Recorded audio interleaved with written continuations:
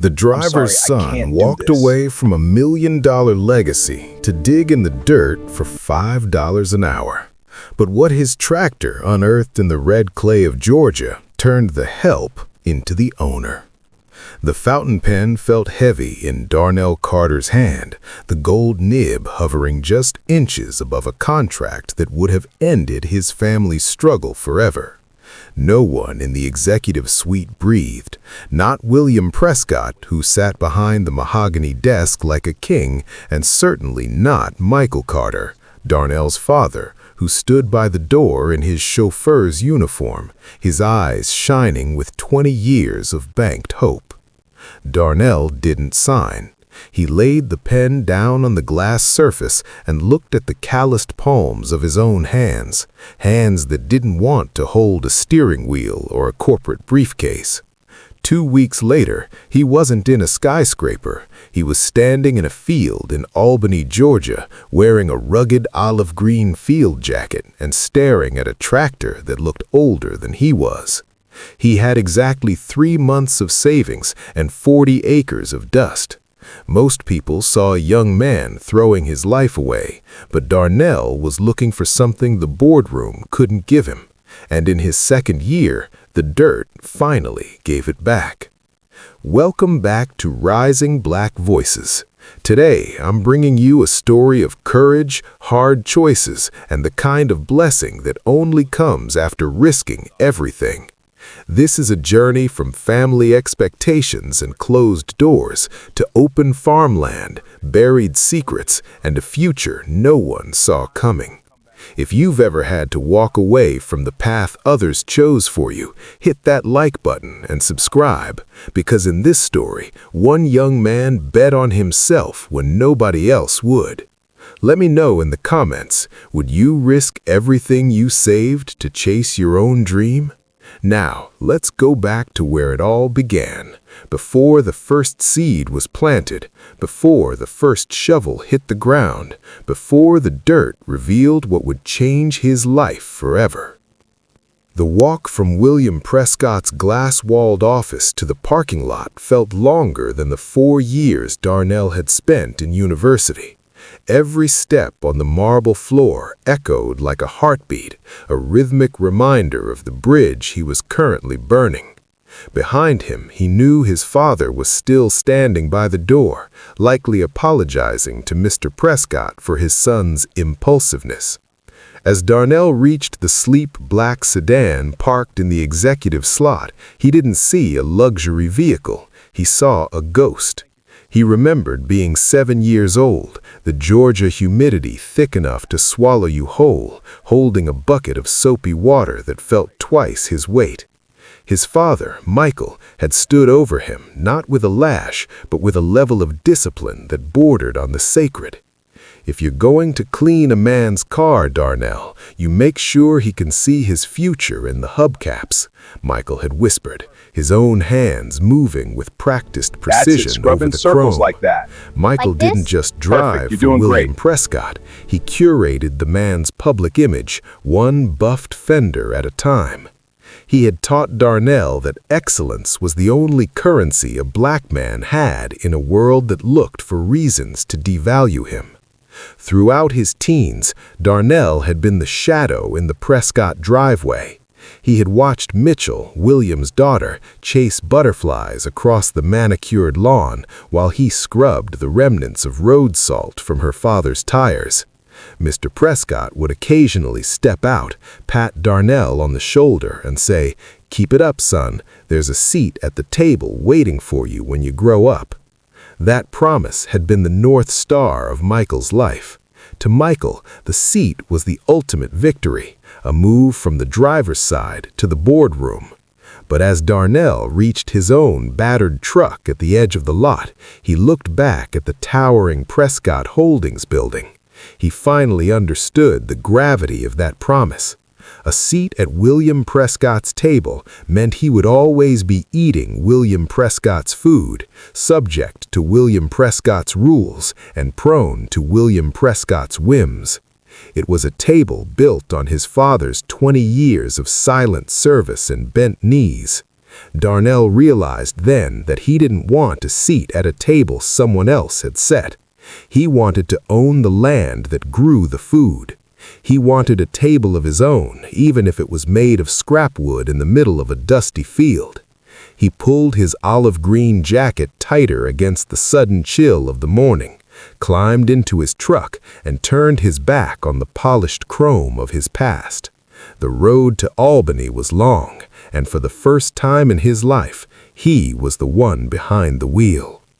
The road to Albany was lined with pines that stood like silent sentinels, watching as Darnell's rusted pickup truck groaned under the weight of his modest possessions.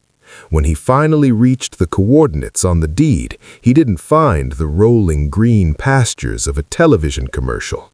He found 40 acres of stubborn red clay, choked with weeds and littered with the rusted remains of a previous life. To the local farmers who pulled their trucks to the shoulder of the road to watch, the land was a graveyard for ambition. To Darnell, it was the only thing in the world that didn't belong to William Prescott.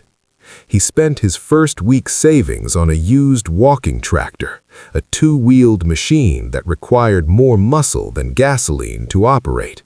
The first time he cranked it, the engine let out a plume of black smoke that seemed to signal every skeptic within 10 miles radius. Darnell gripped the handles, his boots sinking into the iron-rich soil, and began the grueling process of breaking the earth. "You lost, son?"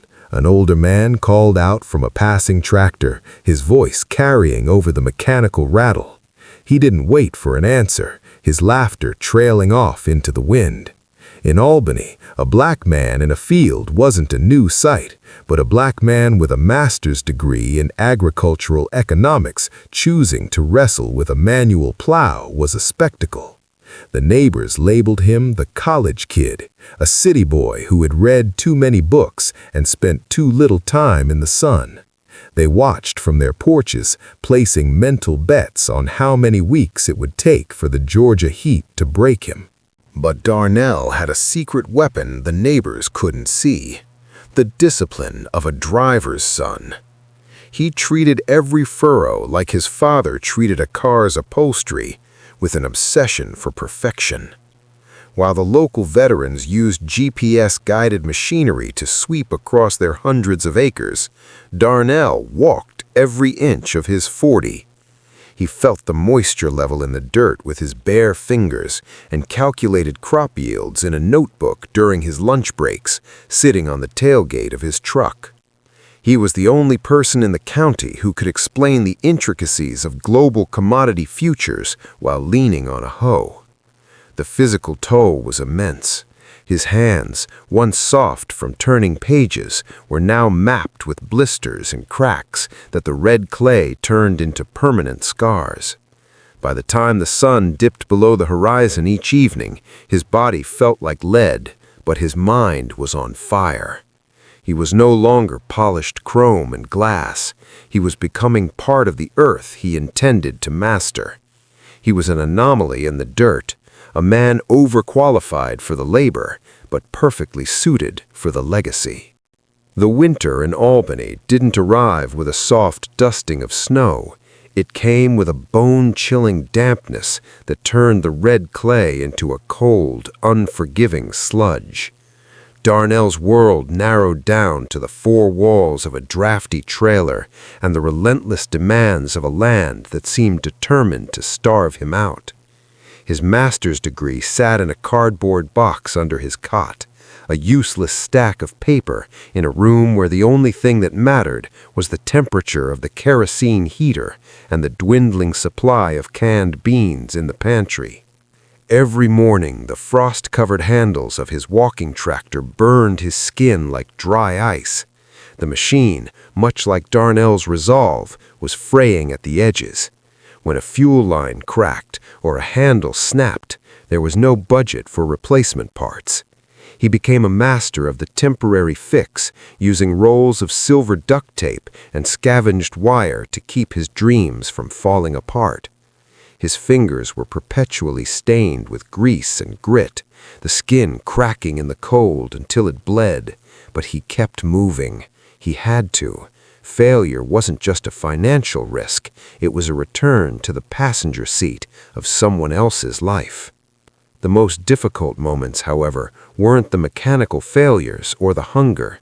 It was the sound of a well-tuned engine pulling up the dirt drive. Once a month, the black sedan would appear, looking like a sleek, dark jewel against the backdrop of Darnell's muddy struggle. Michael would step out, his shoes instantly caked in the clay he had spent a lifetime trying to escape. He wouldn't stay long, but his presence filled the small clearing with the weight of unspoken disappointment. Michael would look at the duct tape on the tractor and the hollows forming beneath his son's cheekbones. He wouldn't yell or scold. Instead, he would speak with a quiet, devastating gentleness. "The position is still open, Darnell," he would say, his eyes tracking a leak in the trailer's roof. The job offer is "Mr. still Prescott open." asks about you. He says everyone makes mistakes when they're young. Then came the question that cut deeper than the Georgia wind. "Son, are you ready to come home yet? You've proven you can work hard. Now come back to where you can actually live." Darnell would stand his ground, his back straight despite the ache in his spine. He would look at his father, a man who had found safety in service, and realize they were speaking two different languages. To Michael, home was a paycheck and a steady roof provided by a powerful man. To Darnell, home was the cold, muddy acre beneath his boots. Home, Pop. "I am home, Pop," he would answer, his voice rasping from the winter air. Home, Pop. When the sedan finally pulled away, leaving Darnell in the silence of the frost, he would pick up his tools and get back to work. He wasn't waiting for spring, he was earning it. The spring of the second year arrived not with a whisper, but with the roar of a slightly better engine. Darnell had spent every cent of his meager first-year profit to lease a few more acres of the adjacent lot and to reinforce the walking tractor that had nearly betrayed him in the frost. The red clay was still stubborn, but Darnell had learned its rhythms. He knew exactly how much pressure to apply to the handles to keep the blades from skipping, and he knew the smell of the air just before a Georgia thunderstorm broke the heat. It was an ordinary Tuesday, the sun a relentless white disk overhead, when the rhythm of the work was violently interrupted. Darnell was breaking ground on a patch of land near the remains of an old, collapsed tobacco barn when the tractor gave a sickening lurch. There was a sharp, piercing screech, the sound of tempered steel meeting something unyielding and metallic. The engine stalled instantly, the sudden silence of the field ringing in Darnell's ears. His first thought was a groan of despair. A broken blade could set him back weeks. He knelt in the fresh furrow, his hands moving through the warm, iron-scented dirt to assess the damage. But instead of a buried boulder or rusted piece of farm scrap, his fingers brushed against a flat, cold surface. He cleared more earth, his movements growing frantic as the shape revealed itself. It wasn't a rock. It was the corner of a heavy, industrial-grade metal ammunition box, the olive-drab paint long since surrendered to the rust of decades. Darnell didn't reach for a shovel. He dug with his bare hands, his nails clawing at the clay until the box was free.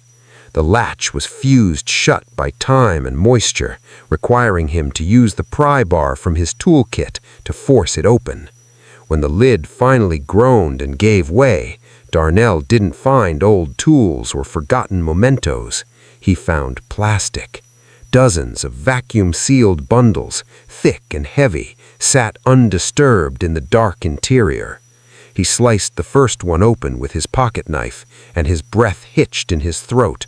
Stacks of $20 and $50 bills, crisp and preserved by the airtight seal, stared back at him.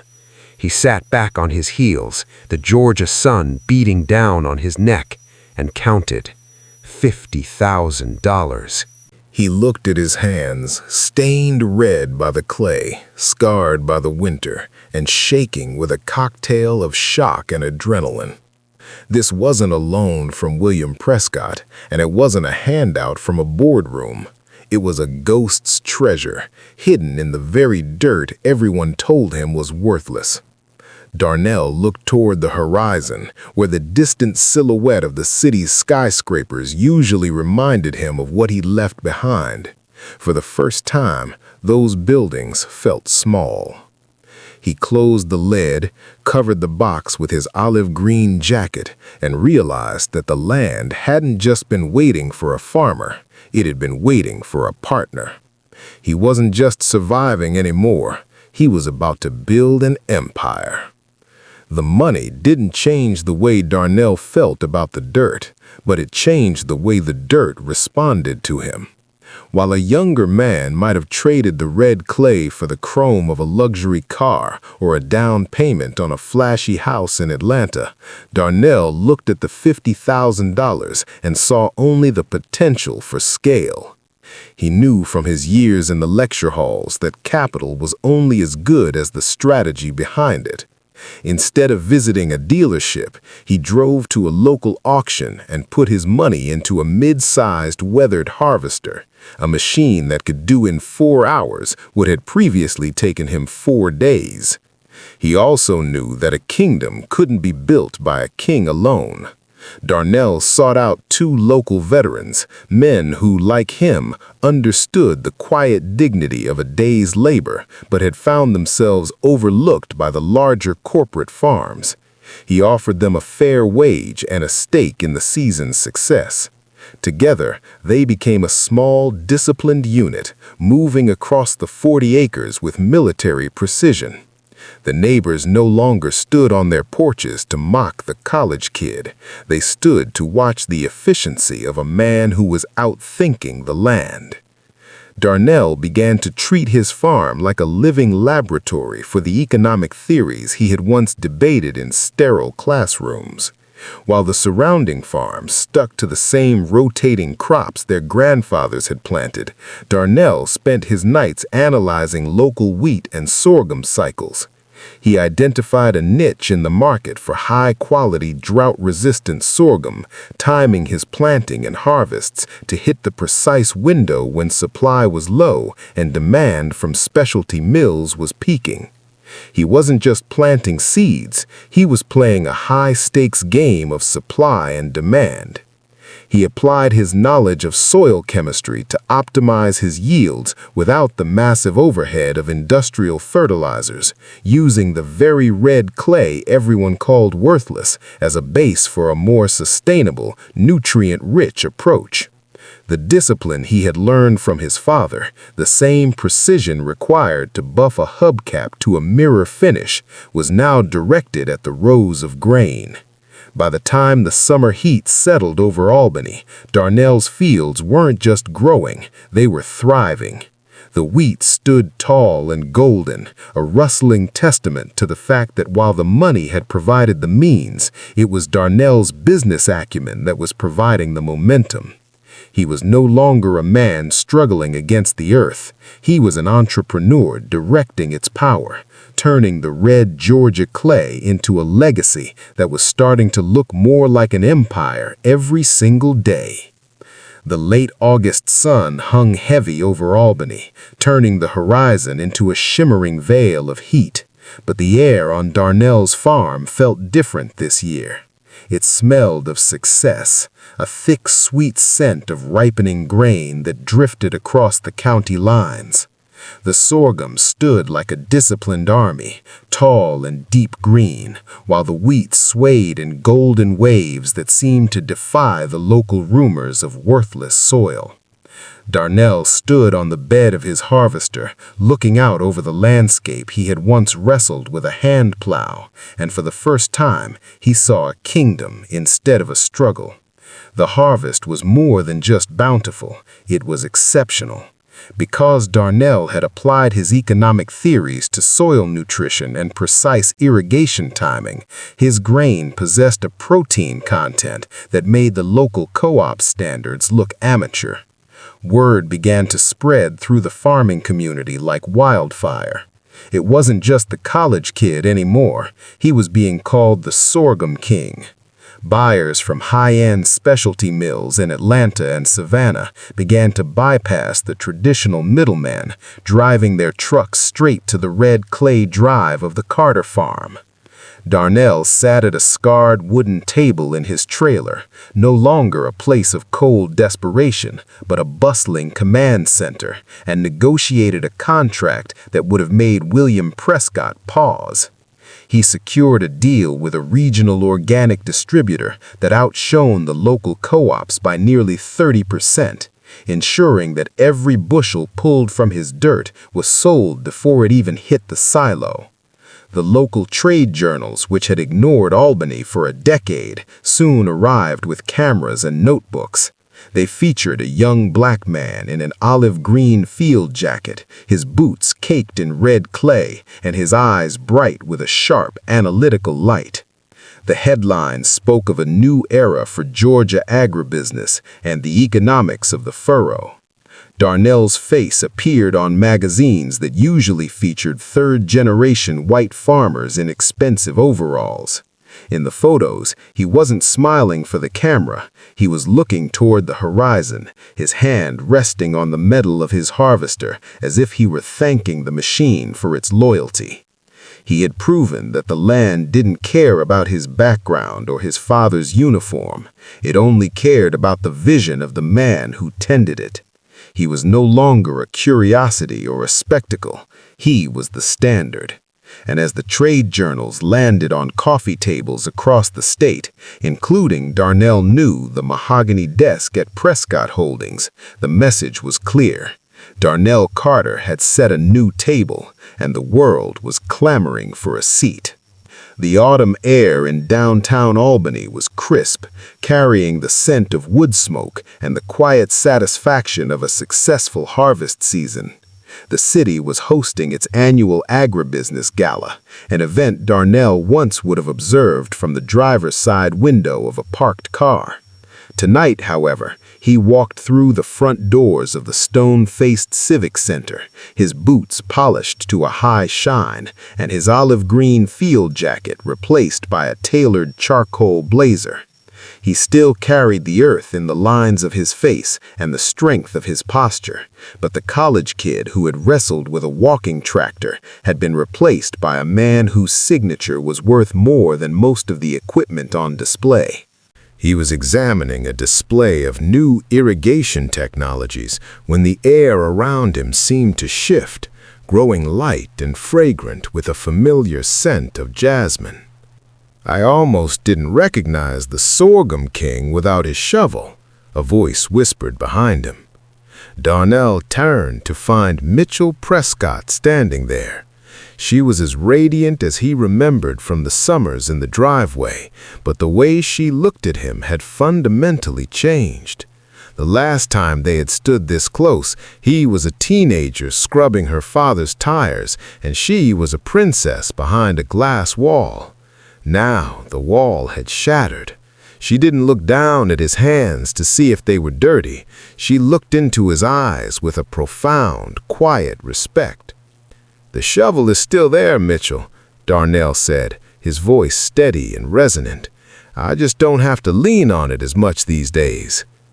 They stood in the middle of the crowded hall, a bubble of silence forming around them.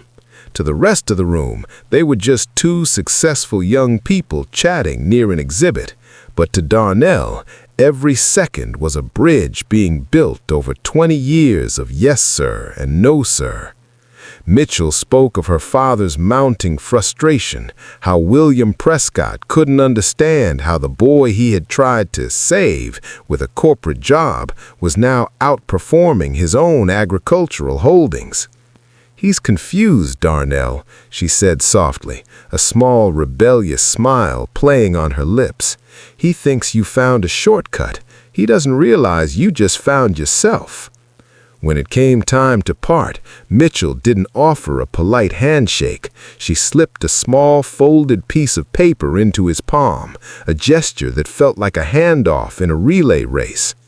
"My father monitors my public emails, but he doesn't know about the old post office box in the village." That night, back in the quiet of his farm, Darnell sat by the glow of a single lamp and began the first of many letters. They didn't write of romance at first. They wrote of legacy, of the weight of expectations, and the thrill of building something out of nothing. It was a secret correspondence, a digital and paper trail that connected the boardroom to the barn. Darnell was no longer the driver's boy waiting for permission to speak. He was a man of vision, and for the first time, he was writing his own story, one letter at a time. The black sedan did not arrive this month. Instead, it was Darnell who drove toward the Prescott estate, the tires of his own well-maintained truck crunching over the familiar gravel driveway. Today was Michael's final day of service, a quiet conclusion to 20 years of polished chrome and silent waiting.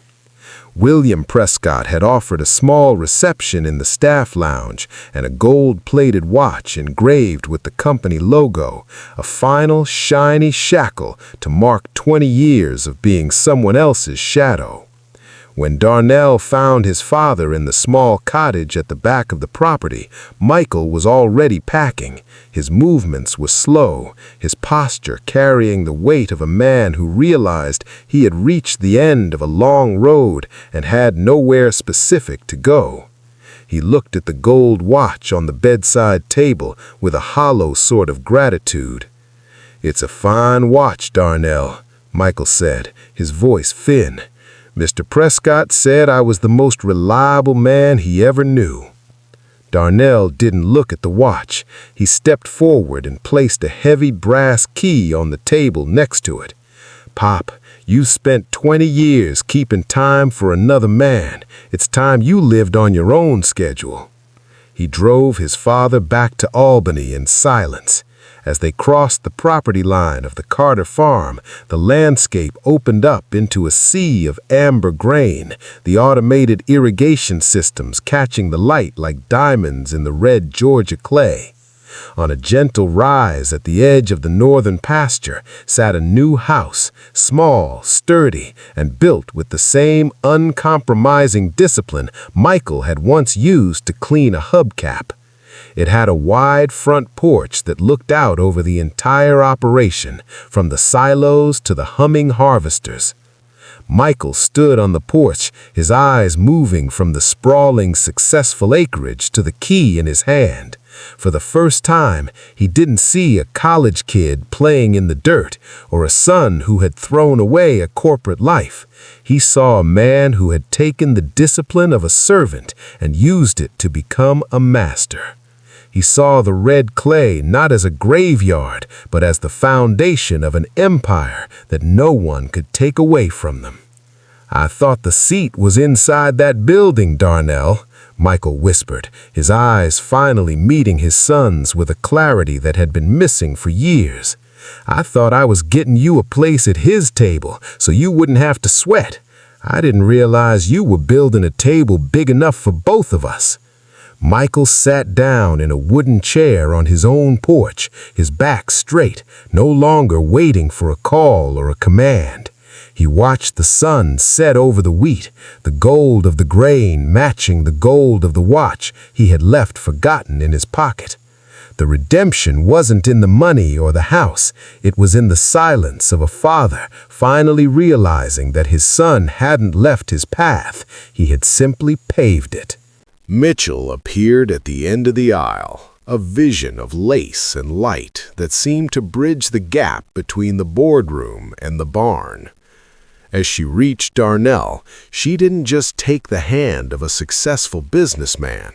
She took the hand of the man who had written her letters about the soul of the dirt. The ceremony was short, but the silence that followed was profound. As the two families sat down together, the seating chart told the real story. There were no top-tier managers or loyal drivers here, only fathers, children, and partners. The meal served was grown on the very land they stood upon, a harvest that belonged to no one but the man who had bled for it. As the sun began to dip below the horizon, painting the sorghum fields in strokes of violet and gold, Darnell looked at his father and then at his bride. He realized that his greatest achievement wasn't the $50,000 in the ammunition box or the lead stories in the trade journals. It was this moment of equilibrium. He had broken the cycle of service to create a legacy of shared abundance. He had walked away from a seat at someone else's table to build one where everyone could finally sit as equals. Under the vast Georgia sky, the driver's son had finally finished the work, not by cleaning a car, but by cultivating a future where they all lived happily ever after. The lesson of this story is that true wealth isn't given, it's grown. Darnell's journey proves that while others might offer you a seat at their table, there is no greater power than building your own table. It reminds us that your background doesn't define your destination, and the worthless ground beneath your feet might actually be a gold mine if you have the discipline to dig deeper than anyone else. Don't be afraid to leave a comfortable path to chase a calling that only you can see. Your greatest breakthrough often waits on the other side of the work everyone else was too afraid to do.